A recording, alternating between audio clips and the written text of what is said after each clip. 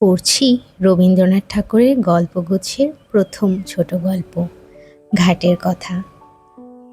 পাষাণে ঘটনা যদি অঙ্কিত হইত, তবে কত দিনকার কত কথা সোপানে সোপানে পাঠ করিতে পারিতে।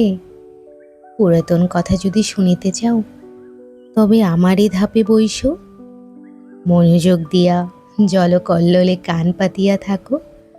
বহুদিনকার কত বিস্মৃত কথা শুনিতে পাইবে। আমার আর একদিনের কথা মনে পড়িতেছে, সেও ঠিক এইরূপ দিন।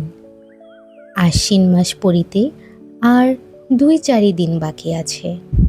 ভোরের বেলায় অতি ঈষৎ মধুর নবীন শীতের বাতাস নিদ্রথিতের দেহে নতুন প্রাণ আনিয়া দিতেছে। তরুপল্লব অমনি একটু একটু করিয়া শিহরিয়া উঠিতেছে। ভরা গঙ্গা। আমার 4টি মাত্র ধাপ জলের উপরে জাগিয়া উঠিয়াছে। জলের সঙ্গে স্থলের যেন গলাগলি। তীরে আম্রকাননের নিচে যেখানে কচুবন জন্মে আছে, সেখান পর্যন্ত গঙ্গার জল গিয়াছে।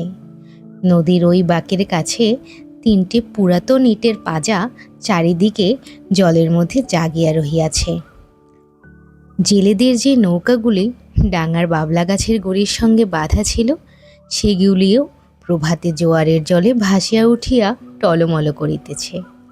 দুরন্ত যৌবন জোয়ারের জল রঙ্গ করিয়া তাহাদের 2 পাশে ছলো ছলো আঘাত করিতেছে। তাহাদের কর্ণ ধরিয়া মধুর পরিহাসে নাড়া দিয়া যাইতেছে। ভরা গঙ্গার উপরে শরৎ প্রভাতের যে রৌদ্র পড়িয়াছে, তাহা কাঁচা সোনার মতো রং, চাপা ফুলের মতো রং। রৌদ্রের এমন রং আর কোনো সময় দেখা যায় না।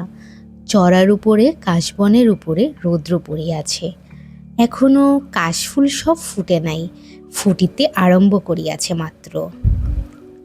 ভট্টাচার্য মহাশয় ঠিক নিয়মিত সময়ে কোষাকুষি লইয়া স্নান করিতে আসিয়াছেন। মেয়েরা 2-1 করিয়া জল লইতে আসিয়াছে। রাম রাম বলিয়া মাঝিরা নৌকা খুলিয়া দিল। পাখিরা যেমন আলোতে পাখা মিলিয়া আনন্দে নীল আকাশে উড়িয়াছে, ছোট ছোট নৌকাগুলিও ঠিক তেমন ছোট ছোট পাল ফুলাইয়া সূর্যকিরণে বাহির হইয়াছে। তাহাদের পাখি বলিয়া মনে হয়। তাহারা রাজহাঁসের মতো জলে ভাসিতেছে, কিন্তু আনন্দে পাখা দুটি আকাশে ছড়াইয়া দিয়াছে।